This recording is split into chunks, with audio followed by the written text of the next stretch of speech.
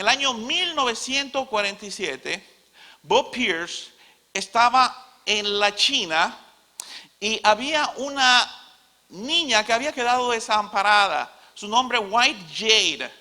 Y Bob Pierce, al momento de regresar a los Estados Unidos, no tenía mucho que dar, pero se quedó tan impactado con esta pequeña que estaba abandonada, que él tomó sus últimos $5 y se los dio a una persona, a una mujer, para que cuidara de White Jade. Dijo, al regresar a los Estados Unidos, yo me haré responsable de proveer para las necesidades de la pequeña White. En 1950, Bob Pierce empezó lo que hoy conocemos como World Vision, Visión Mundial. Es la organización de índole de fe más grande en el mundo y se equipara a la Cruz Roja versión americana, no solamente ayudando a niños en estado de desamparo, sino también en alivio mundial. Cada vez que sucede algo en un país, el equipo de respuesta rápida de Visión Mundial llega allá. Tuve la oportunidad de trabajar por unos casi 6 años en República Dominicana, Haití e influenciando en otros países de Latinoamérica a través de lo que hacíamos en Visión Mundial. Este hombre tuvo una oración muy peculiar que me impactó. Fue sencillo y su oración fue: Señor, que mi corazón se quebrante por las cosas que quebrantan tu corazón. Que mi corazón se rompa por lo que se rompe tu corazón. Que mi corazón se duela por lo que tu corazón se está doliendo. Así fue como empezó Visión Mundial y hoy día está en más de 100 países alrededor del mundo proveyendo oportunidades en el nombre de Jesús. Otra persona que también impactó mi testimonio fue el reverendo Everett Swanson. En los años 50, él fue a Sur Corea con la intención de predicar a las tropas norteamericanas que estaban allí. Y Everett Swanson notó que cada día en la mañana en Sur Corea pasaba un camión de la Armada Coreana. Y a orillas, en la acera de la calle, habían unos bultos y los militares jamaqueaban, tocaban los bultos con sus fusiles. Si el bulto no se movía, ellos lo tomaban y lo tiraban al camión. Cuando él se acercó a averiguar qué era, eran niños que habían quedado congelados durante la noche porque estaban al desamparo. Everett Swanson fue tan impactado que cuando regresaba desde Sur Corea hacia Estados Unidos, las hélices del bimotor en que él iba viajando para llegar a Chicago, él parecía que le decían, what you gonna do, what you gonna do, what you gonna do. Imagínense, todo un viaje de continente a continente. ¿Qué tú harás? Y en esta mañana, en esta tarde es mi oración que en la medida que nos adentramos, nos acercamos a este texto, a Mateo capítulo 9, versículos 35 al 38, nosotros también digamos, Señor, yo estoy aquí, que mi corazón se quebrante por lo que se quebranta tu corazón y que yo voy a hacer hoy. Quiero que vayan conmigo. Dice, recogía Jesús todas las ciudades y aldeas, enseñando en las sinagogas de ellos y predicando el evangelio del reino y sanando toda enfermedad y toda dolencia en el pueblo. Y al ver a las multitudes, tuvo compasión de ellas, porque estaban desamparadas y dispersas como ovejas que no tienen pastor. Entonces dijo a sus discípulos, a la verdad, la mies es mucha, mas los obreros pocos. Rogad pues al Señor de la mies que envíe más obreros a su mies. Señor, gracias te damos en esta tarde por tu testimonio. Gracias te damos por tu palabra. Gracias te damos porque nos has llamado de una condición de miseria y muerte a luz. Y nos ha trasplantado, Señor, del reino de las tinieblas a tu luz admirable. Solamente para proclamar, oh Señor, las virtudes de aquel quien nos amó. Y este eres tú. Gracias, Señor, por día de adoración. Gracias por los hermanos, hermanas que nos congregamos acá. Mayores y jóvenes. Por los niños y adolescentes, rogamos por todos ellos. Rogamos también por nuestro pastor, Gerson, nuestro hermano, amigo, que está en República Dominicana. Bendícelo donde quiera se encuentre en este día.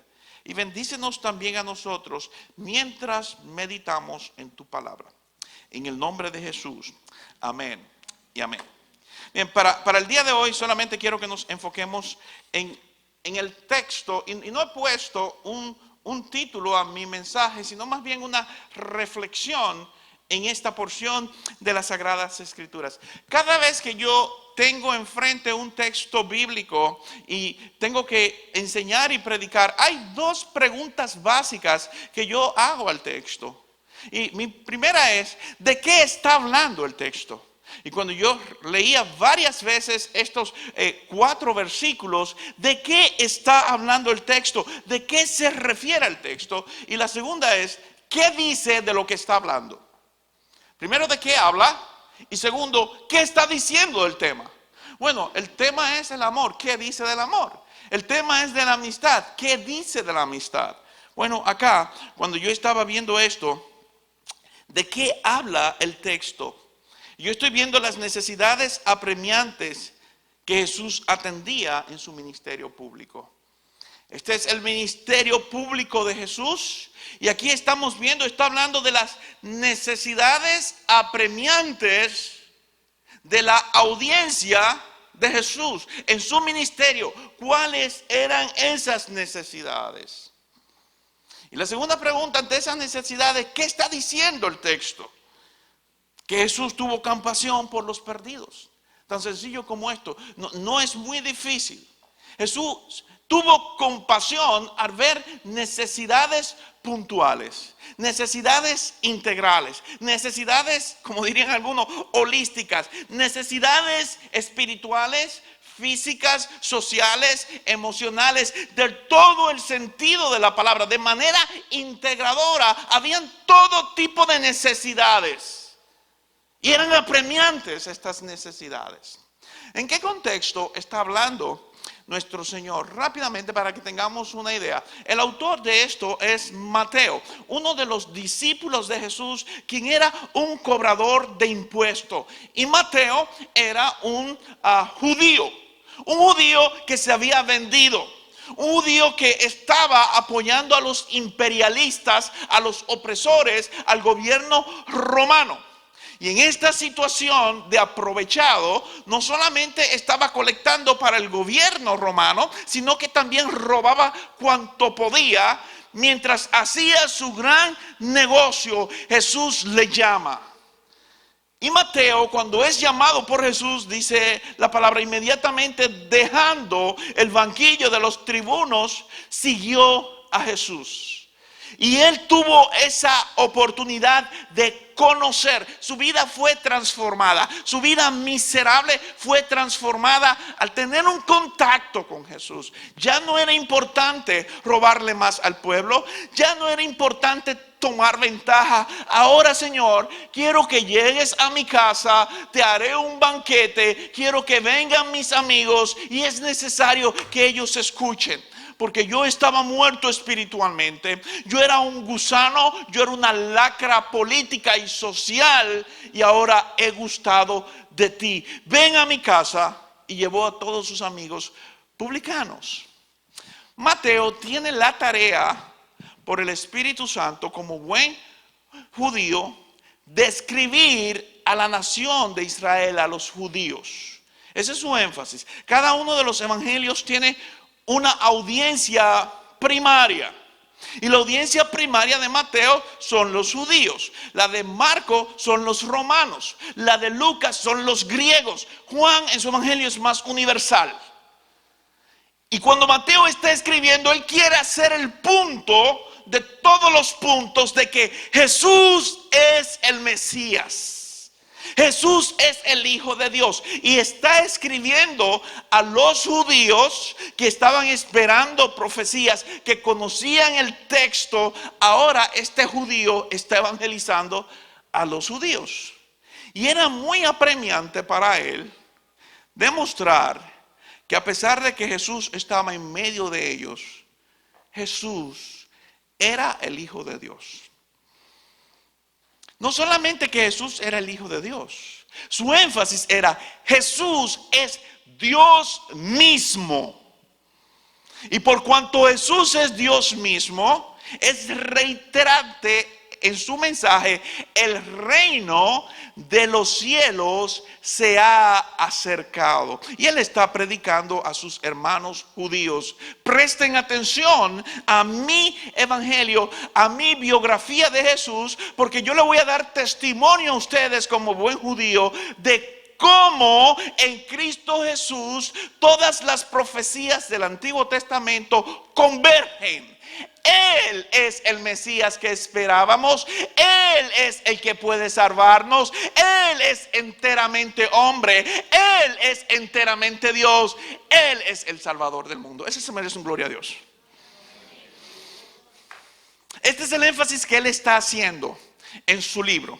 Bueno, cuando él empieza, hay 5 discursos básicos. Un primer discurso, el Sermón del Monte, capítulo 5 al 7. Luego en el Sermón del Monte ustedes encontrarán el consomé de las enseñanzas básicas de Jesús, y diciendo: hey, un momento, espérate, la ley tiene su importancia, pero la ley, su importancia está en que Cristo la cumplió. Y ahora, si depositamos nuestra fe en Cristo por transitividad, nosotros entonces habremos cumplido esa ley. Porque la ley demandaba: sean perfectos como vuestro Padre es perfecto. Y obviamente eso nadie lo podía lograr. Luego que enseña esto del Sermón del Monte, que son las enseñanzas básicas, viene un segundo discurso que empieza en el capítulo 8, versículo 1 hasta el 10 y algo, que es el discurso de Jesús llamando a sus discípulos. Primero los llamó en Mateo capítulo 10, ustedes encontrarán eso, y los llamó para que sean sus discípulos. Y luego hay una transición interesantísima: y enviando, estos son los nombres de los 12 apóstoles. Primero Jesús los llamó para que estuviesen con él y fuesen sus discípulos. Luego Jesús los comisiona y los enviste de autoridad y poder para que sean sus enviados, sus apóstoles. Y en ellos, en sus enseñanzas, es que se levanta, en la enseñanza de Jesús y ellos, todo lo que es la iglesia. Entonces, en este texto podemos nosotros encontrar en capítulo 9, versículo 35, cómo Jesús estaba haciendo su ministerio. Dice que recorría todas las ciudades. Y lo primero que quiero que vayamos es al versículo 23. Es una acción continua.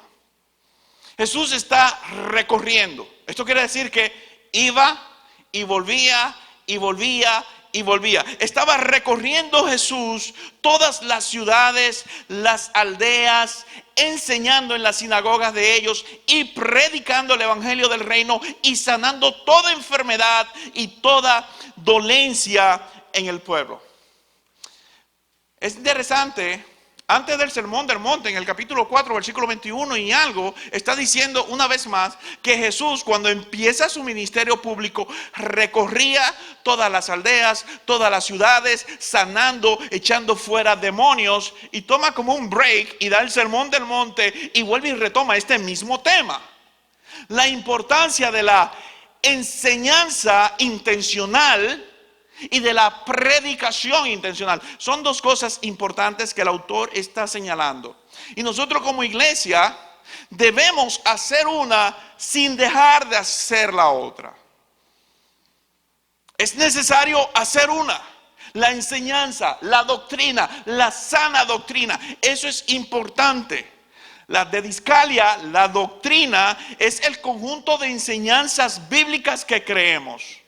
Bueno, Jesús cuando recorría llevaba enseñanza, proceso de enseñanza, aprendizaje. Iba a las montañas, se sentaba, venía la multitud alrededor de él. Enseñanza como rabí, como maestro. Aquí tenemos enseñanza. Nuestro pastor Gerson enseña la palabra de Dios de manera formal, desde un púlpito, a veces de manera informal desde una sala. No solamente el pastor Gerson, muchos de los hermanos que están dirigiendo los grupos de hogares están enseñando doctrina. Eso es bueno. Recuerden, hoy yo quiero llamar la atención, es como la oración de Bob Pierce: Señor, que mi corazón se quebrante por lo que quebranta tu corazón. Cada vez que nosotros hablamos de día de adoración, hay un rasgo característico de día de adoración, y es que nosotros enseñamos buena palabra. Es que desde aquí se enseña la sana doctrina, y estamos muy orgullosos de esto, y deberíamos estar orgullosos de esto. Pero eso es solamente un componente del ministerio de Jesús. Jesús enseñaba doctrina. Y cuando él entraba y recorría y visitaba en su ministerio doctrinas, enseñarlo de manera correcta, lo que mostraba el Antiguo Testamento y cómo aplicarlo en el Nuevo Testamento. Oísteis que fue dicho, mas yo os digo. Oísteis que fue dicho, mas yo os digo. Oísteis que fue dicho en el Antiguo Testamento, mas yo os digo. Él decía, no es solamente el texto blanco y negro, el texto bíblico, es cómo yo aplico de manera, valga la redundancia, práctica el texto bíblico a mi vida. Porque, ¿oísteis que fue dicho? No cometerás adulterio. Y ellos entendían que mientras no se llegaban físicamente a alguien, estaban bien. Pero su corazón estaba ebulliendo, estaba haciendo burbujas, estaba deseando, estaba pensando y maquinando. Y allí Jesús dice, mas yo os digo que cualquiera que en su corazón. El texto de la ley decía, no matarás, no asesinarás. Oísteis que fue dicho a los antiguos, no matarás. Mas yo os digo que cualquiera que en su corazón y diga necio a su hermano, ya también ha cometido pecado. Es decir, Jesús está llevando a otro nivel el texto bíblico. Él dirá allí, yo no vine a remover la ley. Yo vine a cumplir la ley. Y no es suficiente con la referencia conceptual de la ley. El tema es cómo ponemos por obra, por práctica, la ley. Y es precioso. Mis amados hermanos, yo les invito que cuando ustedes tengan la oportunidad, capítulo 5, 6 y 7, el Sermón del Monte, lean esto allí, hagan suyo. Estas son las enseñanzas del pastor de los pastores. Jesús mismo, cuando empezó su ministerio público, empezó a enseñar, y no solamente enseñar, a pregonar estas cosas. La vida cristiana no debe ser una vida fariseica. Yo sé lo que dice el texto. De hecho, al final del capítulo 7 dice que la gente se asombraba de su doctrina porque enseñaba como quien tenía autoridad y no como los escribas y fariseos. Los escribas eran expertos en interpretar la ley. Y lo interpretaban muy bien. El tema era cómo aplicaban esto ellos. Que nuestro corazón se quebrante por lo que se quebranta el corazón de Dios. Que nosotros conozcamos el texto bíblico. Pero cuidado, conocer el texto bíblico y no hacer nada con él y estar feliz de que yo conozco el texto bíblico me puede ubicar fácilmente a mí en el grupo de los escribas y de los fariseos. Porque el Señor nos está mostrando cuál es su voluntad, con propósitos bien claros, para que al conocer su voluntad, seamos, en este mismo sermón del monte, luz del mundo y sal de la tierra. Una luz no puede ser escondida. De nada sirve, mi hermano Gustavo. La sal en el salero de nada le sirve a usted, a menos que no la ponga en contacto con las carnes, las proteínas. Si no es empanizado y se deja a la intemperie, la proteína se va a podrir, se va a dañar. Es necesario que la sal sea aplicada a las proteínas para preservarla y para dar sabor. De igual manera, nosotros como luz del mundo, no es suficiente estar acá cantando yo tengo un amigo que me ama. Qué bueno que yo tengo un amigo que me ama. Qué bueno que podemos cantar tenemos un amigo que me ama. Y aquellos que se están perdiendo tienen un amigo que les ama. Jesús recorría, era una acción continua, ciudades, los lugares principales, los lugares grandes, las aldeas, los lugares pequeños, los lugares insignificantes. En su ministerio, los grandes como los pequeños, los encumbrados, los políticos, los fariseos, los religiosos, todos ellos tenían lugar en el ministerio de Jesús para ser transformados. De igual manera, en nuestras vidas, todos los que están alrededor nuestro tienen un lugar para nosotros implementar el ministerio que Jesús nos ha legado a nosotros. Enseñando doctrina, predicando el evangelio y sanando toda enfermedad. 3 elementos característicos. Y es aquí donde viene el tema de el evangelio con un poder transformador. No creo que la meta de la iglesia es la liberación social. De hecho, hubo una teología de la liberación en los años 60, 70, sobre todo que tuvo muy buena acogida en Centroamérica, pero vemos, Centroamérica no fue transformada. Nosotros no estamos llamados para hacer lobby político, pero sí creemos, como dice Pablo, porque no me avergüenzo del evangelio, porque es poder de Dios para transformar. El evangelio nos transforma y por eso cuando Jesús iba predicando, estaba atendiendo no solamente a las necesidades físicas, sino también a las necesidades espirituales y estaba proclamando el evangelio. Aquí vemos la divinidad de Jesús. En este primer versículo, versículo 35, queremos que prestemos atención a la divinidad de Jesús. Jesús está demostrando que Él es Dios. Desde el Antiguo Testamento no se había visto a nadie hacer lo que Él estaba haciendo. Los muertos los levantaba. Si eran fresquecitos o si tenían 4 días los levantaba. A los que estaban enfermos de nacimiento los sanaba.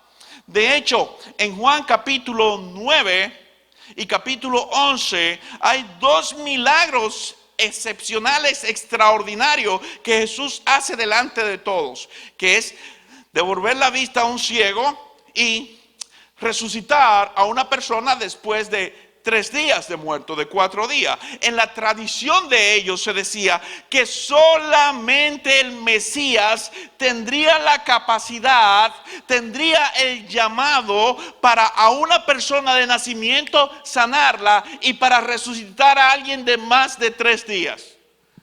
¿La ley dice eso, la tradición? Sí. Muchachos, vamos a darle un 4º día, que vamos para allá. Y yo voy a demostrar públicamente que yo soy Dios. En estos versículos, en el versículo 35, nuestro Señor está diciendo, al sanar, quiero que vayan conmigo, a un paralítico, al sanar a una persona que estaba muda, al dar la vida a una persona que estaba muerta, al parar el flujo de sangre de una mujer. Cuando Él hizo todas estas cosas, Él estaba diciendo, yo soy Dios. Eso era lo que estaba diciendo. Yo soy Dios. Jesús había desterrado de medio de su ministerio toda enfermedad, porque Él estaba inaugurando el reino de los cielos. Y estoy diciendo esto y quiero que seamos cuidadosos. No estoy diciendo que ahora en la iglesia uno de nosotros o cualquiera de nosotros va a tener el llamado de empezar a sanar, a tocar, a hacer lodo y poner lodo, a alar pie. No. Jesús está inaugurando su ministerio y está dando el testimonio de que toda profecía que decía el Antiguo Testamento, Mateo está diciendo, Él es el Mesías. En Él se cumple todo. A Él oíd, como dijo el Padre. Amén. Entonces vemos la parte humana de Jesús. Jesús siendo la parte divina, enteramente Dios. Aún la tempestad, aún la naturaleza le escucha. ¿Quién es este que aún los vientos le obedecen? Él es Dios. Él los creó. Y cuando Él hizo su ministerio como Dios, lo demostró al sanar, lo demostró a través de estos milagros poderosos, lo demostró predicando el Evangelio. Y la palabra aquí es proclamando, la palabra es haciendo pública, como un heraldo que tiene una trompeta y toca la trompeta. Cuando nosotros estemos predicando la buena nueva de salvación, no es con timidez, es el Rey ya viene. Cristo está a la puerta.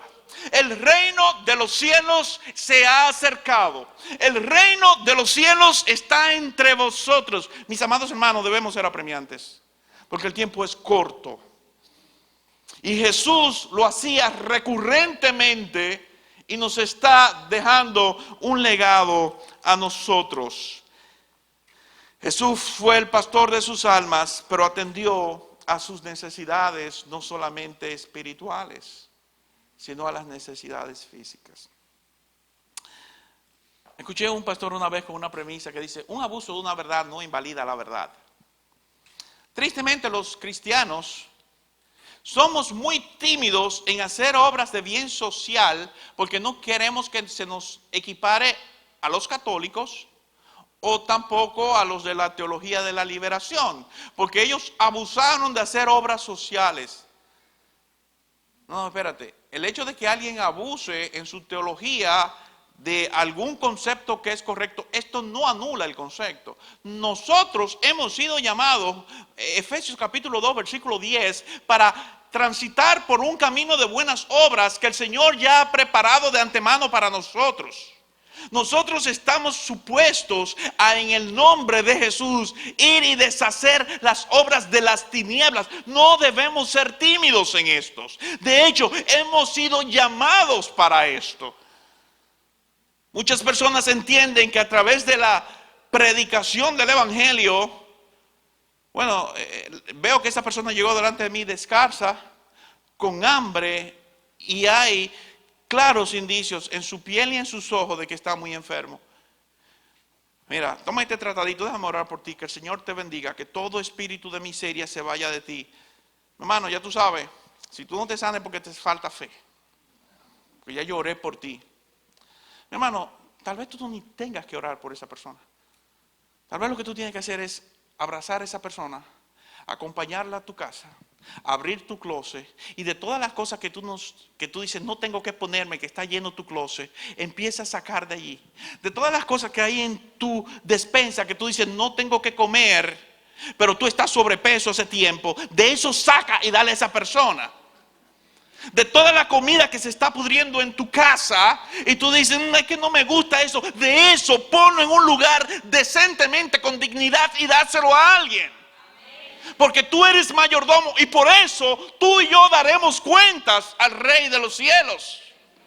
Somos sus representantes. No es suficiente cantar yo tengo un amigo que me ama. Por cuanto yo tengo un amigo que me ama, yo debo demostrarlo. Yo debo demostrar que su amor está en mí y su amor me impulsa a hacer cosas para su gloria. No para ser salvo, sino por cuanto soy salvo. Jesús recorría vez tras vez. Jesús lo demostró al sanar al leproso, a un inmundo.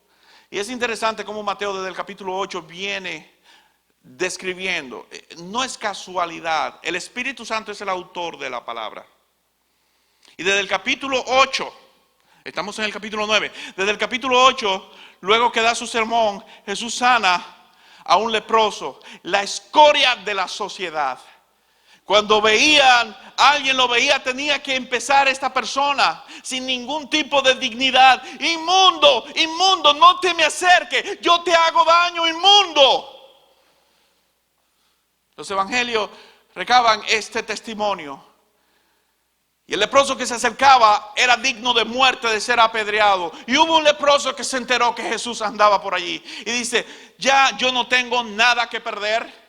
Yo soy un muerto viviente. Mientras yo estoy hablando se me cae una oreja, se me cae una parte del cuerpo. Yo hiedo, no puedo estar en medio de nadie. Pero yo he escuchado que allí está el Mesías, que allí está el ungido. No me importa lo que me hagan. Y dice la palabra que fue donde el Mesías, en medio de todo el mundo, y postrado, dice uno de ellos, le adoró. Y luego que le adoró dice, ahora si tú quieres puedes sanarme. Tú no tienes que sanarme, pero yo sé que tú eres el ungido. Yo sé que tú eres el Mesías. Yo sé que si tú quieres, tú puedes sanarme. Pero no iba a dejar pasar la oportunidad, el deleite de adorar en esta vida al Mesías. Así hay muchas personas allí que están esperando esa oportunidad de llegar delante del Mesías y decir, quiero adorarte, pero no me dejan. No me dejan porque están muy estructurados. No me dejan porque están muy bien presentados. Y yo no estoy tan estructurado y bien presentado. Y gritaban los ciegos, Jesús, hijo de David, ten misericordia. Cállate. Jesús, hijo de David, cállate, que está enseñando a la gente el Mesías. ¿Y yo qué soy? Jesús dijo, tráiganlo. En otra ocasión fue lo mismo con los niños. Y los niños querían llegar y los teólogos, los refinados, los no traigan a los niños, por favor, que es que molestan. Y el maestro está enseñando a la gente. No traigan a los niños. ¿Y los niños qué son?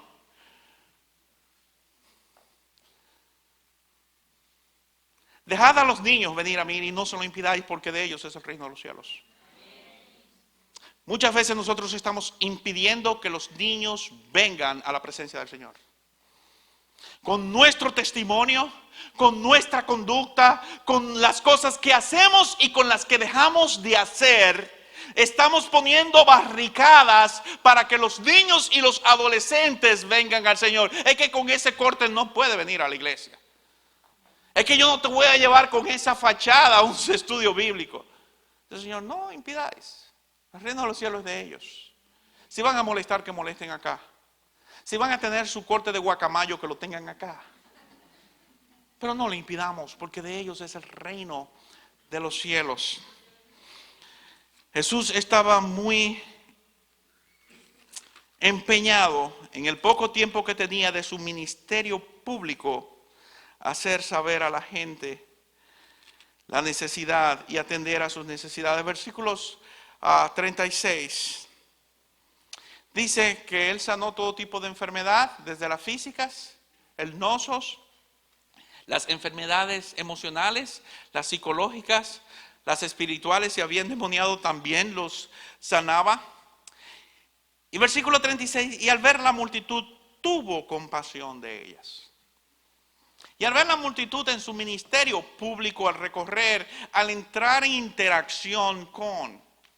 La única manera en que nosotros podemos saber la necesidad de las personas es cuando entramos en interacción con alguien. Es cuando dejamos nuestra área de confort. Es cuando nos movemos. Es cuando visitamos. Es cuando vamos a las aldeas y cuando vamos a las ciudades. Es cuando vamos a las casas de Weston, pero también cuando vamos a las casas de... ¿Cuál es una ciudad pobrecita aquí? A esa. A Hialeah. La ciudad que progresa. No solamente Weston, no solamente Parkland, Hialeah también, la pequeña Baña también, Alapat también. Grandes ciudades y pequeñas recorría Jesús. Y cuando Él recorrió todo esto, Él vio las multitudes. ¿Por qué vio las multitudes? Porque recorrió. ¿Por qué recorrió? Dice, porque tenía compasión de ellos. La palabra es sintió compasión. Es interesante. En el versículo anterior vimos a Dios mismo desplazando toda enfermedad. Dios enteramente Dios. Y ahora vemos a Dios enteramente hombre. Dios sujeto a lo que nosotros estamos sujetos, a la compasión. Y la palabra compasión quiere decir sufrir juntamente con. Eso es lo que quiere decir. Cuando Jesús vio a la multitud, Él sufrió con ellos. Mi pregunta es, cuando nosotros estamos viendo que en El Paso, Texas, un desaprensivo con un arma extermina a grandes y pequeños, niñitos de brazos, Dios no ha estado ajeno a esto, Dios lo ha estado viendo. Nosotros decimos, qué bueno que no estuvimos en El Paso, en ese centro comercial. Qué bueno que no estuvimos en Parkland. Sí, gracias a Dios no estuvimos ni en El Paso, ni en Parkland, ni tampoco en Ohio. Pero esto está rasgando nuestro corazón, como decía Bob Pierce. Señor, que lo que quebranta tu corazón, el corazón de Dios se está derramando, mis hermanos. El corazón de Dios está herido.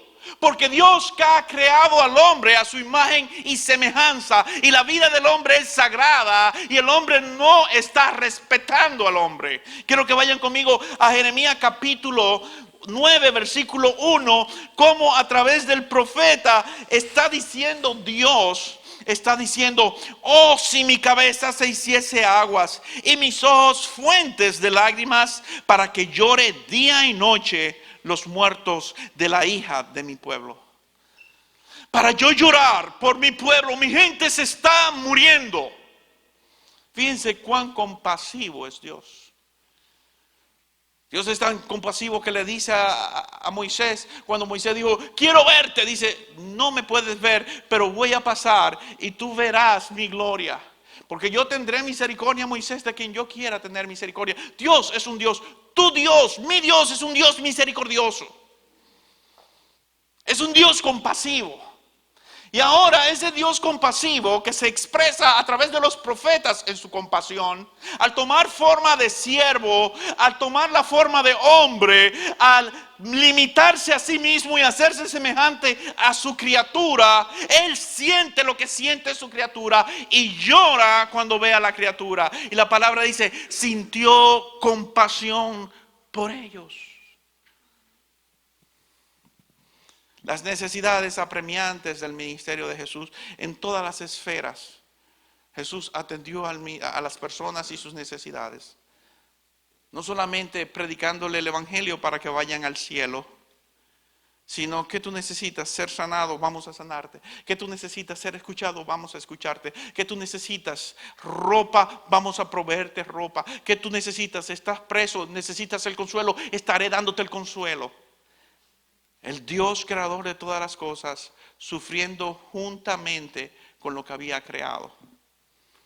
Dios no está contento como está el mundo hoy día. Dios no va a entrar en una depresión, pero a través de su pueblo, de la iglesia, está diciendo, ahora lo que yo hice cuando estuve allá, es necesario hacerlo a través de día de adoración, a través de grace and peace. Es necesario tocar la vida de ellos. Mi hermano, ¿y quién es que debe ir? Este mismo argumento estaban Dios e Isaías hablando. Dios le dice, y voy a mandarlo al destierro, porque ellos no me han considerado como Dios. Ellos no me han dado la gloria merecida. Pero a pesar de esto, yo les predicaré. Y a pesar de predicar, ellos no escucharán. Porque si ellos escuchan, ellos se van a arrepentir. Y si se arrepienten, yo los voy a perdonar. Y lo cierto es que sus oídos no van a entender estas cosas. Pero hay que predicarles. ¿Quién irá? ¿Quién irá a predicarle a los perdidos, a los tercos, a los que no quieren escuchar, a los que no estiman a Dios? Quiero que vayan conmigo, por favor, a Isaías capítulo 6, versículo 8, cuando está hablando del llamamiento del profeta. Dice, y voló hacia mí, versículo 6 del capítulo 6, uno de los serafines, teniendo en su mano un carbón encendido, tomado del altar con sus tenazas. Y tocando con él mi boca, dijo, he aquí que esto tocó tus labios y es quitada tu culpa y limpio tu pecado, le dice al profeta. Después oí la voz del Señor que decía, ¿a quién enviaré y quién irá por nosotros? Entonces, dice Isaías, respondí yo, heme aquí, envíame a mí. Y dijo, anda. Y di a este pueblo, oíd bien y no entendáis. Ved por cierto, mas no comprendáis. Engruesa el corazón de este pueblo y agrava sus oídos y ciega sus ojos para que no vean con sus ojos, ni oigan con sus oídos, ni su corazón entienda, ni se convierta y haya para él sanidad. Y yo dije, ¿hasta cuándo, Señor? Y respondió él, hasta que las ciudades estén asoladas y sin morador, y no haya hombre en las casas, y la tierra esté hecha un desierto, hasta que ellos sean exiliados y llevados al cautiverio. Esto se cumplió, pero tristemente hay muchos que están como estuvo el pueblo, exiliados, asolados, sin una comunión con Dios. Y Dios hoy está llamando nueva vez. ¿Quién irá de parte de Dios a estos que están perdidos? El profeta dijo, Señor, aunque yo soy inmundo, úsame a mí. Señor, aunque yo no soy perfecto, úsame a mí. Tal vez usted pueda decir, Señor, ¿sabes qué? Úsame a mí. No sé toda la teología, no sé toda la doctrina, no tengo todos los recursos, pero toca mi vida y úsame, porque hay familias que están sufriendo. Hay familias que están quebrantadas. Hay personas que están viviendo en la indigencia. Hay personas que están pasando miseria y es porque no te conocen a ti. Y al decir esto, dice la palabra que Jesús sintió compasión por las multitudes. Y cuando sintió compasión por las multitudes, ¿qué hizo Jesús? Quiero que vayan conmigo. Jesús, al ver a las multitudes, ¿qué hizo? Entró en estado de crisis, de desesperación. ¿Siguió trabajando con las multitudes más? ¿Intensificó su trabajo? No. Las necesidades estaban allí. Y en lugar de enfocarse en las necesidades, dice que viendo a sus discípulos, le dijo, rueguen al Señor de la mies para que envíe más obreros a su mies. Jesús enfocó, dice David Platt, él enfocó a la iglesia. Dice, iglesia, miren cómo está este mundo asolado. Miren cómo están las personas sin esperanzas y yo estoy sufriendo por ellas. Eso es lo que está diciendo Jesús. Discípulos míos, miren lo que está pasando. No vamos a intensificar más el trabajo a ellos. Ahora vamos a orar para que en medio de nosotros el Señor levante a quien tenga que levantar y que vaya a ellos. Porque más tiempo no puedo yo dar a ellos. Ahora es necesario que más de nosotros se levanten. ¿Me están siguiendo? La respuesta no fue intensificar el trabajo público. La respuesta fue intensificar el trabajo con la iglesia y el compromiso de la iglesia para que la iglesia sintiera lo que él estaba sintiendo. Roguemos al Señor de la obra, está diciendo. Cuando hay necesidad, porque Estados Unidos, con 300 y algo de millones de habitantes, el mundo con 7.500 millones de habitantes, solamente el 9% es cristiano evangélico. Las estadísticas hablan de un 32%. Esto es alarmante, eso es mucho. De los 7.000 millones de habitantes que hay en el planeta Tierra, casi 8.000 Solamente un 9% está teniendo una comunión con el Señor. Genuina.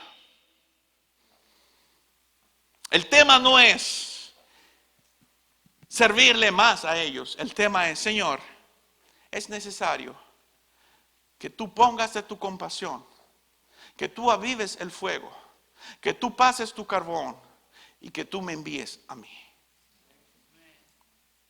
Es necesario que toquemos el corazón de Dios. Y por las cosas que el corazón de Dios se está quebrantando, que nuestro corazón hoy se quebrante. Como decía Bob Pierce, Señor, quebranta mi corazón. Hoy día muchas personas siguen sin conocer de Cristo. Pero no en la India o en China, no, en tu vecindario. En tu lugar de trabajo. ¿Sabías que posiblemente tú eres el único creyente en ese cubículo? En esos 25 por 25 metros cuadrados tú eres el único creyente y ahí hay otras 5, 10, 15 personas más. Y esas personas están en sufrimiento. Esas personas están sin esperanza. Muchos de ellos están en alcoholismo, en drogas, están en conflicto con su familia porque no conocen de Jesús. ¿Qué vamos a hacer tú y yo? Es mi oración que el Señor te inquiete a ti, así como estaba inquietando a sus discípulos. Entonces dijo a sus discípulos: a la verdad la mies es mucha, mas los obreros pocos. Rogad al Señor de la mies que envíe más obrero a su mies. Y dicho esto, notamos que en el capítulo 10, Él está comisionando 12 apóstoles. 12 apóstoles. La palabra para apóstoles, enviado. Él está comisionando a 12 para ser enviados y les dio toda autoridad. Hoy día entendemos por Mateo capítulo 28 que por cuanto Jesús tiene toda autoridad en el cielo y en la tierra, nos ha comisionado a nosotros también para que en la medida en que vamos, hagamos discípulos en todas las naciones. Es esto lo que está quebrantando el corazón de Dios, que el mundo no le conoce y nosotros le hemos conocido. Nosotros estamos creciendo en el conocimiento de Cristo y nosotros tenemos la misión de hacer discípulos que hagan a otros discípulos. Es mi oración en este día que tu vida sea tan trastornada por esta porción de la Escritura que tú no tengas paz hasta que tú empieces a orar para que el Señor levante a otros y te levante a ti.